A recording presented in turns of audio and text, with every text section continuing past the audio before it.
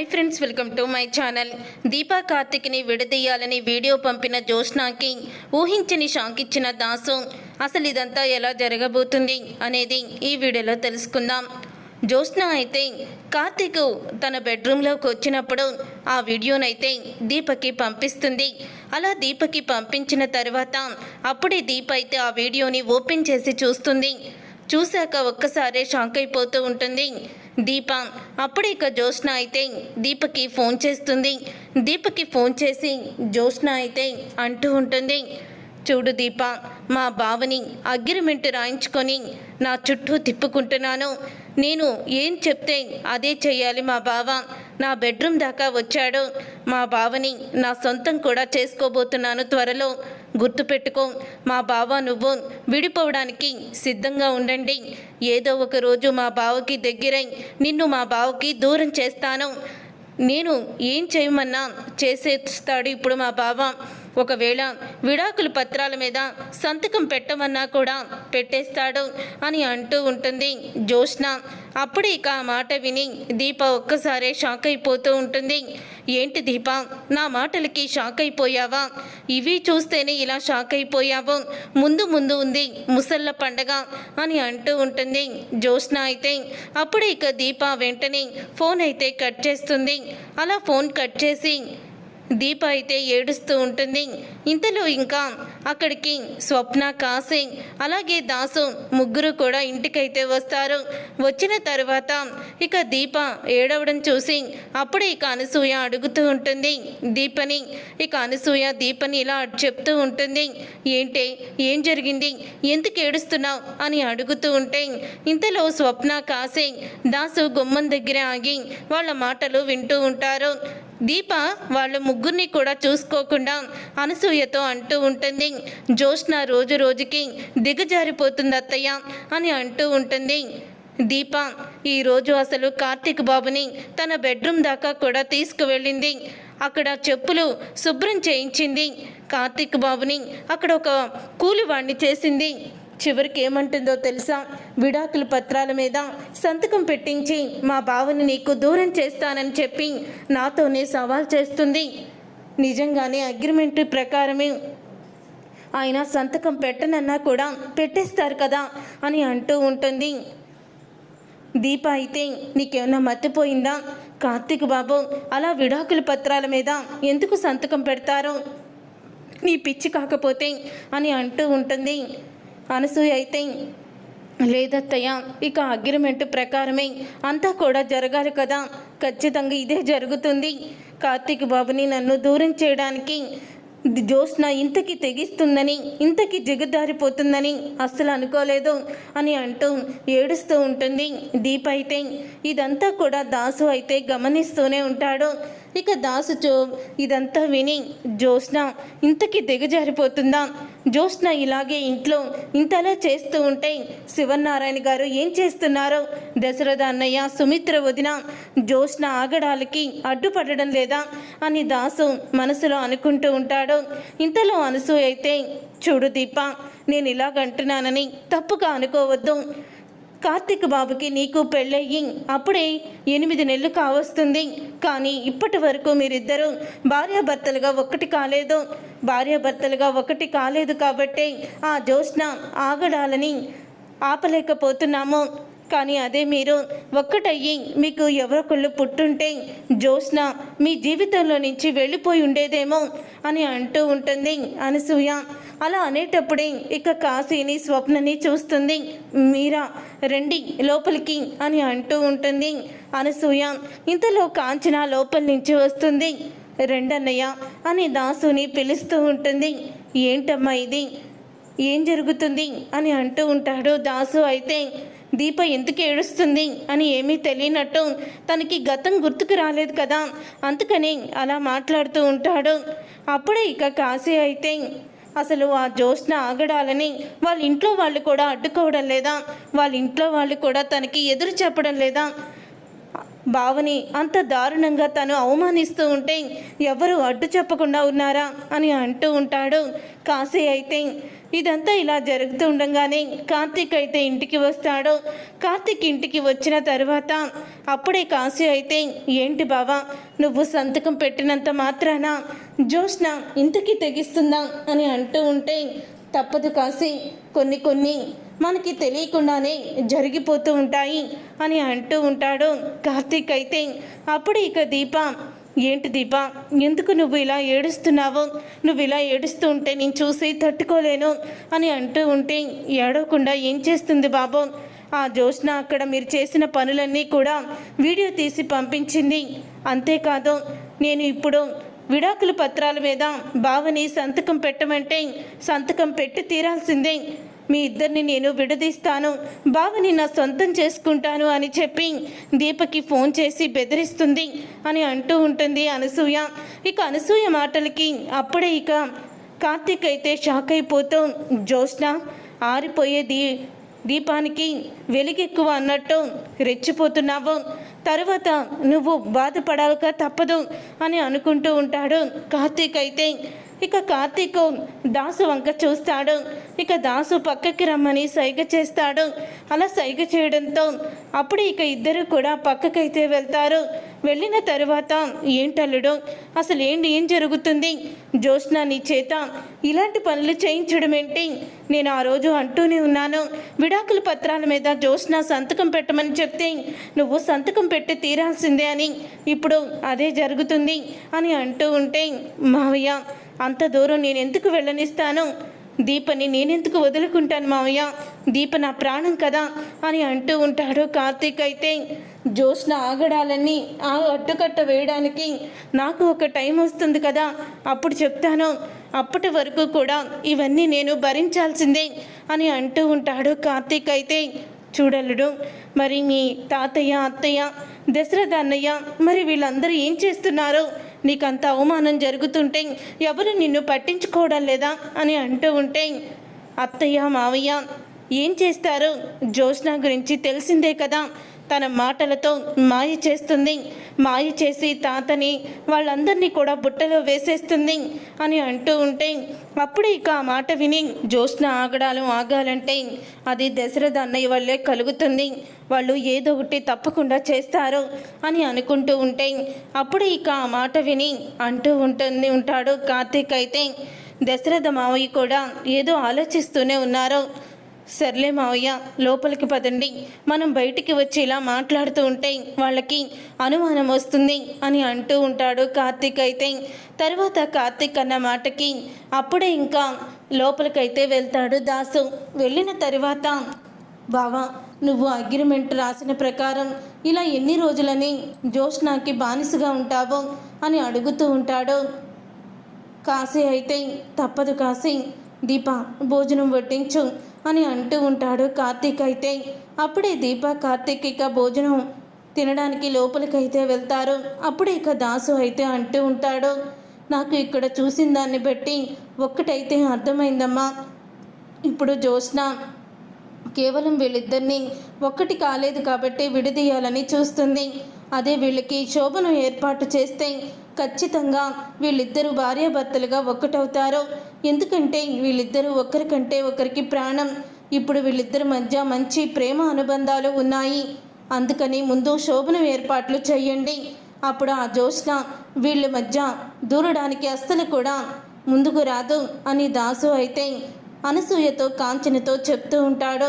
అప్పుడు ఇక ఆ మాటలు విని అనసూయ, కాంచన, ఆడవాళ్ళగా మాకు రాని ఆలోచన మీకు వచ్చింది అన్నయ్య అని కాంచన అంటూ ఉంటుంది.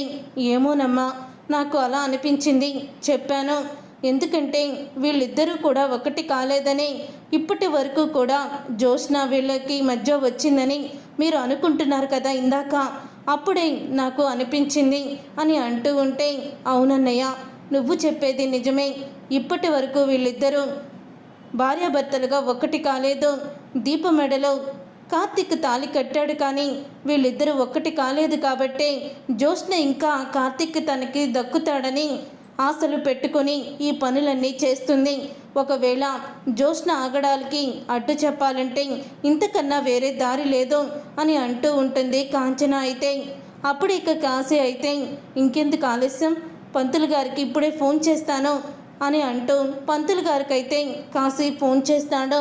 ఫోన్ చేయడంతో రేపు దివ్యమైన ముహూర్తం ఉందని పంతులు గారు అయితే చెప్తారు.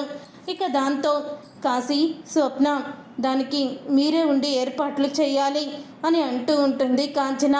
తప్పకుండా పెద్దమ్మ, మేము రేపు వస్తాము అని అంటూ ఉంటుంది స్వప్న అయితే. కానీ బావకి అక్కకి విషయం చెప్పొద్దు అని అంటూ ఉంటాడు కాశీ అయితే. అవును నిజమే చెల్లమ్మ, ఈ విషయం దీపకి కార్తీక్కి చెప్పొద్దు అని అనగానే సరే అక్క అని కాంచన కూడా చెప్తూ ఉంటుంది. తర్వాత రోజు మళ్ళీ యథావిధిగా కార్తీక్ అయితే ఇక జ్యోత్స్న దగ్గరికి అసిస్టెంట్గా అయితే వెళ్తాడు. వెళ్ళిన తర్వాత అప్పుడే కార్తీక్ని మళ్ళీ షూ పాలిష్ చేయమని, భోజనం వడ్డించమని, తనకి ఫ్రెండ్స్ వస్తే వాళ్ళకి కాఫీ ఇవ్వమని చెప్తూ ఉంటుంది. ఇక జ్యోత్స్న ఫ్రెండ్స్ వచ్చినప్పుడు వాళ్ళందరికీ కూడా కాఫీ ఇప్పిస్తూ ఉంటుంది కార్తీక్ చేత. ఏంటి మీ బావని పూర్తిగా నీకు లొంగిపోయేలా చేసుకున్నట్టున్నావు, మీ బావ ఇంకో పెళ్లి చేసుకున్నాడని నీకు ఇంత కూడా లేకుండా మళ్ళీ మీ బావని నీ చుట్టూనే తిప్పుకుంటున్నావే, నువ్వు చాలా గ్రేట్ అని అంటూ ఉంటారు వాళ్ళైతే. అప్పుడే సుమిత్ర అది విని ఇక అక్కడికి వస్తుంది. కార్తీక్ అవన్నీ కూడా టేబుల్ మీద పెట్టేసి వెళ్ళు అని అంటూ ఉంటుంది సుమిత్ర. ఏంటి మమ్మీ, బావ అందరికీ సర్వ్ చేస్తున్నాడు కదా, చెయ్యినివ్వు అని అంటూ ఉంటుంది జ్యోత్స్న. అప్పుడే ఇక నువ్వు వెళ్ళు కార్తీక్ అని అంటూ ఉంటుంది సుమిత్ర అయితే. అప్పుడే కార్తీక్ అయితే అక్కడి నుంచి వెళ్ళిపోతాడు. మమ్మీ ఏంటి మమ్మీ అని అనగానే, చూడు జ్యోత్స్న, కార్తీక్ నీకు అసిస్టెంటే, కానీ అసిస్టెంట్ అంటే రెస్టారెంట్ వరకు మాత్రమే చూసుకోవాలి, నీ సొంత పనులు కాదు అని చెప్తుంది సుమిత్ర అయితే. ఏంటి మమ్మీ, నిన్న బాగానే ఉన్నారు కదా, ఈరోజు ఏమైంది ఇలా మాట్లాడుతుంది అని అనుకుంటూ ఉంటుంది జ్యోత్స్న. తర్వాత కార్తీక్ అయితే ఇక అలాగే జ్యోత్స్న వెనకాలే తిరుగుతూ ఉంటాడు. ఇక సాయంత్రం అయిన తర్వాత కార్తీక్ అయితే ఫోన్ వస్తుంది. తొందరగా ఇంటికి రా బావా అని కాశీ అయితే ఫోన్ చేస్తాడు. ఫోన్ చేయడంతో ఏమైంది కాశీ అని అడుగుతూ ఉంటాడు కార్తీక్ అయితే. ఏమైందో చెప్తాను, తొందరగా రా బావా అని అంటూ ఉంటే, నేను ఇంటికి వెళ్ళాలి, ఇంటి దగ్గరికి నుంచి ఫోన్ వచ్చింది అని జ్యోత్స్నని అడుగుతూ ఉంటాడు కార్తీక్ అయితే. అప్పుడు ఇక కార్తీక్ అలా అడిగేసరికి అంటూ ఉంటుంది జ్యోత్స్న, సాయంత్రం 10 దాకే నా దగ్గరే ఉండాలని రూల్ కదా బావా, మరి నువ్వు మధ్యలో వెళ్ళిపోతానంటే ఎలా కుదురుతుంది అని అంటూ ఉంటుంది జ్యోత్స్న. ఇంటి దగ్గర నుంచి ఏదో అర్జెంటుగా ఫోన్ వచ్చింది, ఏం అవసరం పడిందో ఏంటో అని అంటూ ఉంటాడు కార్తీక్ అయితే. కానీ జ్యోత్స్న మాత్రం వెళ్ళడానికి వీల్లేదని చెప్తూ ఉంటుంది. అప్పుడు ఇక అక్కడికి వస్తాడు దశరథ అయితే. నువ్వు వెళ్ళు కార్తీక్ అని అంటూ ఉంటాడు. డాడీ అని అనగానే, నువ్వు ఆగు జ్యోత్స్న, నువ్వు వెళ్ళు కార్తీక్ అని అంటూ ఉంటాడు దశరథ అయితే. అప్పుడే ఇక కార్తీక్ అయితే దశరథకి థ్యాంక్స్ మావయ్య అని చెప్పి తను ఇంటికైతే బయలుదేరుతాడు. అలా ఇంటికి బయలుదేరిన తర్వాత ఈలోగా దీపనైతే శోభనపు పెళ్లి కూతురులా అలంకరిస్తూ ఉంటారు. ఏంటమ్మా ఇదంతా అని అంటూ ఉంటుంది దీప. అప్పుడు ఇక కాంచన అయితే, మీరిద్దరూ ఒకరంటే ఒకరికి ప్రాణం, కానీ ఇప్పుడు మీరిద్దరూ కలిసే టైం వచ్చింది, మీరిద్దరూ ఒక్కటి కాలేదని ఆ జ్యోత్స్న ఆగడాలు ఎక్కువైపోతున్నాయి. రోజు రోజుకి జ్యోత్స్నకి కార్తీక్కి దగ్గర అవ్వాలని పిచ్చి ఎక్కువైపోతుంది. కాబట్టి జ్యోత్స్న ఆగడాలకి అడ్డుకర్ర వేయాలంటే మీ ఇద్దరు కూడా ఒక కొత్త జీవితాన్ని మొదలు పెట్టాలి, నువ్వు ఇకేమీ ఆలోచించొద్దు అని అంటూ ఉంటుంది కాంచన. అవునే దీప, ఇప్పటికైనా కూడా మనసు మార్చుకో, కార్తీక్ని ఎలాగో భర్తగా ఒప్పుకున్నావు కదా, ఇక దగ్గర అవ్వడానికి ఏముంది అని అంటూ ఉంటే అప్పుడు ఇక దీప అయితే శోభనానికి ఒప్పుకుంటుంది. ఒప్పుకున్న తర్వాత శౌర్య అయితే, ఏంటి అమ్మా నాన్నకి మళ్ళీ పెళ్లి చేస్తున్నారా అని శౌర్య అడుగుతూ ఉంటుంది. అవునే అని అంటూ ఉంటుంది అనసూయ. అప్పుడే కాశీ స్వప్న ఇద్దరు కూడా అంటూ ఉంటారు, శౌర్య నువ్వు మాతో పాటు వస్తావా ఈరోజు అని అంటూ ఉంటే, మీతో పాట నేను రాను, నేను నాన్న మీద చెయ్యి వేసి పడుకోవాలి, లేకపోతే నాకు నిద్ర పట్టదు అని అంటూ ఉంటుంది శౌర్య. ఈరోజు మీ నాన్న పక్కన నువ్వు పడుకోకూడదు అని అంటూ ఉంటుంది. స్వప్న అయితే ఈలోగా కార్తీక్ అయితే వస్తాడు. ఇక కార్తీక్ వచ్చేసరికి అప్పుడే ఇక దీప రెడీ అవ్వడం చూసి కార్తీక్ అయితే షాక్ అయిపోతూ ఉంటాడు. అప్పుడే ఇక ఏంటి దీప, ఏంటి ఇలా రెడీ అయ్యావు అని అడుగుతూ ఉంటాడు కార్తీక్ అయితే.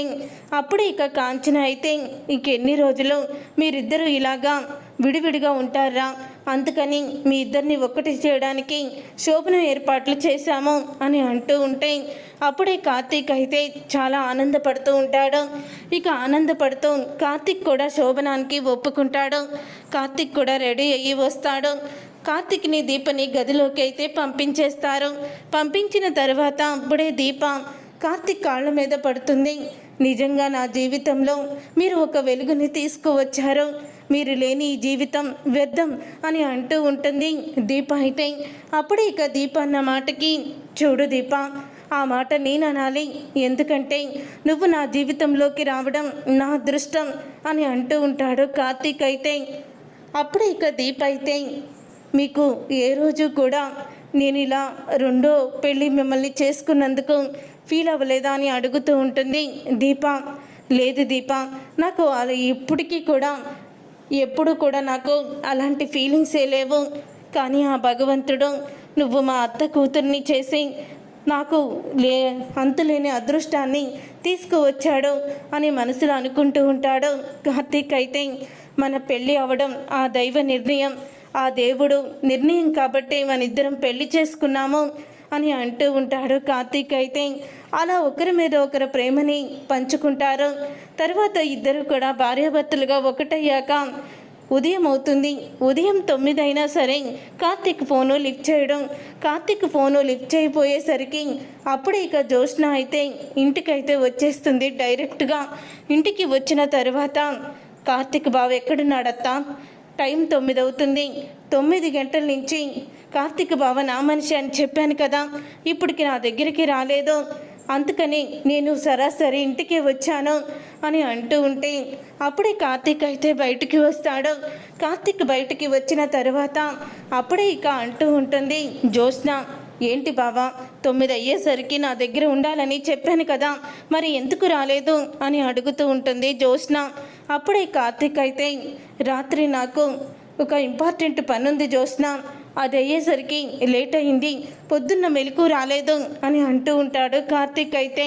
అంత ఇంపార్టెంట్ పని ఏముంది అని అంటూ ఉంటే ఇంతలో ఇక దీప అయితే వస్తుంది. కార్తీక్ బాబు ఇదిగోండి టిఫిన్ చేసి వెళ్ళండి అని అంటూ ఉంటుంది దీప. అప్పుడే ఇంపార్టెంట్ పని ఏంటో చెప్పమన్నాను కదా బావా, చెప్పవేంటి అని అడుగుతూ ఉంటుంది జ్యోత్స్న. నేను చెప్తాను జ్యోత్స్న అని కాంచన అయితే అంటూ ఉంటుంది. ఏం లేదు, వీళ్ళిద్దరు పెళ్ళయ్యి 8 నెలల పైన అవుతుంది, అందుకని ఇప్పటి వరకు వీళ్ళిద్దరూ భార్యాభర్తలుగా ఒకటి కాలేదు కాబట్టి వీళ్ళిద్దరికీ నిన్న రాత్రి శోభనం ఏర్పాట్లు చేశాము అని అంటూ కాంచన అయితే దిమ్మ తిరిగే షాక్ ఇచ్చేస్తుంది జ్యోత్స్నకి. అప్పుడే ఇక జ్యోత్స్న అయితే, ఏంటి తను మాట్లాడేది అని అనగానే, నీకు అర్థం కాలేనట్టుంది. అవును చెల్లి, తనకి అర్థం కాలేదు. చూడమ్మా, మా దీపకి కార్తీక్ బాబుకి రాత్రి శోభనం జరిగింది, భార్యాభర్తలుగా ఒకటే కొత్త జీవితాన్ని వీళ్ళిద్దరూ మొదలుపెట్టారు అని అంటూ అనసూయ చెప్తూ ఉంటుంది. అది విని ఒక్కసారి జ్యోత్స్న షాక్ అయిపోతూ ఉంటుంది. ఏంటి చెల్లి, జ్యోత్స్న ముఖంలో ఏమీ నవ్వులు కానీ ఏమీ కనిపించడం లేదు, జ్యోత్స్న ముఖం రకరకాలుగా అయిపోయింది అని అంటూ ఉంటే, అవునక్క, ఇప్పటి వరకు కూడా కార్తీక్ దీప ఒకటి కాలేదు, ఎలాగైనా సరే ఇద్దరినీ కూడా విడదీయొచ్చని పాపం జ్యోత్స్న అనుకున్నట్టుంది. వీళ్ళిద్దరూ భార్యాభర్తలుగా ఒకటవుతేసరికి జీర్ణించుకోలేకపోతుంది అని అంటూ ఉంటుంది కాంచన. అప్పుడే ఇక, ఎందుకు బావ నాకు ఈ విషయం చెప్పలేదు నువ్వు అని అంటూ ఉంటుంది జ్యోత్స్న. నా పర్సనల్ విషయాలు నీకు చెప్పాలని నువ్వేమీ అగ్రిమెంట్లో రాయలేదే, అందుకనే చెప్పలేదు. చెప్పాల్సిన అవసరం కూడా లేదు. చెప్తే మా ఇద్దరిని ఇలా కూడా నువ్వు సంతోషంగా ఉండనివ్వవు కదా అని అంటూ ఉంటాడు కార్తీక్. అయితే అప్పుడు ఇక జ్యోత్స్న అయితే కోపంగా అక్కడి నుంచి వెళ్ళిపోతుంది. ఏదైతే జరగకూడదనుకున్నానో అదే జరిగింది. కార్తీక్ దీప ఇద్దరు కూడా ఒకటైపోయారు. వీళ్ళిద్దరి మధ్య భార్యాభర్తల బంధం లేదు. వీళ్ళిద్దరినీ శాశ్వతంగా విడదీయచ్చు అనుకున్నాను అని జ్యోత్స్న కోపంతో రగిలిపోతూ ఉంటుంది. చూసారుగా ఫ్రెండ్స్, రాబోయే కథలో ఖచ్చితంగా ఇలాగే జరగబోతుంది. మరి ఇలాగే జరగాలని మీరైతే కోరుకుంటున్నారా? అయితే వీడియోని తప్పకుండా లైక్ చేసి ఛానల్ని సబ్స్క్రైబ్ చేసుకొని పక్కనే ఉన్న గంట సింబల్పై ఆల్ని క్లిక్ చేయండి. అప్పుడే మేము పెట్టే ప్రతి వీడియో మీరు మిస్ కాకుండా చూసేవచ్చు.